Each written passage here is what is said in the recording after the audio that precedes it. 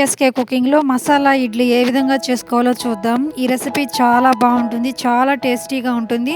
పిల్లలకు కానీ చేసి పెట్టారంటే ఎంతో ఇష్టంగా తింటారు, మళ్ళీ మళ్ళీ కావాలంటారు, అంత బాగుంటుంది ఇది.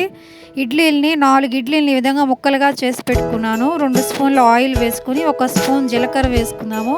అవి ఫ్రై అయ్యాక సన్నగా తరిగి పెట్టుకున్న కరివేపాకు వేసుకున్నాను. ఉల్లిపాయలు పెద్దవైతే 2, చిన్నవైతే 3 ఉల్లిపాయలు వేసుకున్నాను.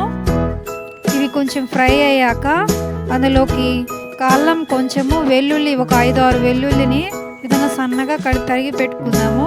ఇవన్నీ వేసి ఫ్రై చేసుకుందాము. ఇప్పుడు పావు బాజీ మసాలా ప్యాకెట్ అండి, ఇది మార్కెట్లో దొరుకుతుంది. 1 స్పూన్ పావు బాజీ మసాలా కూడా తీసుకున్నాను. ఇప్పుడు ఇవన్నీ బాగా ఫ్రై అయ్యాక 3 టమాటాలని చిన్నవి తీసుకున్నాను, పెద్దవైతే 2 తీసుకోండి.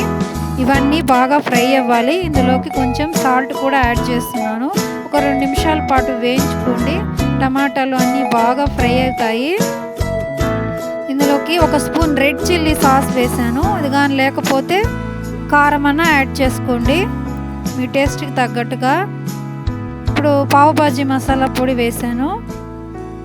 ఇవన్నీ బాగా ఫ్రై చేసుకుందాము. ఇడ్లీలు మిగిలిపోయినప్పుడు ఈ విధంగా చేసుకొని తిని చూడండి, ఎంతో బాగుంటుంది. ఎప్పుడూ తినే విధంగా కాకుండా ఈ విధంగా ఒకసారి ట్రై చేసి తినండి, ఎలా ఉందో కామెంట్ చేయండి. ఇప్పుడు కొంచెం చిన్న గ్లాస్ వాటర్ పోసుకుందాము. పోసుకొని ఒక 2-3 నిమిషాలు ఉడికించుకుందాం. ఈ వీడియో మీకు నచ్చినట్లయితే లైక్ చేయండి, పీవీఎస్కే కుకింగ్కి సబ్స్క్రైబ్ చేయండి. చూసారు కదా, ఉడికిపోయింది, నీళ్ళు కూడా ఇంకిపోయినాయి.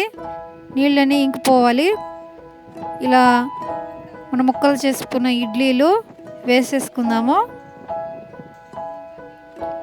ఇవన్నీ 1 నిమిషం 2 నిమిషాల పాటు మసాలా అంతా ఇడ్లీ పట్టే విధంగా ఫ్రై చేసుకుందాం మెల్లగా.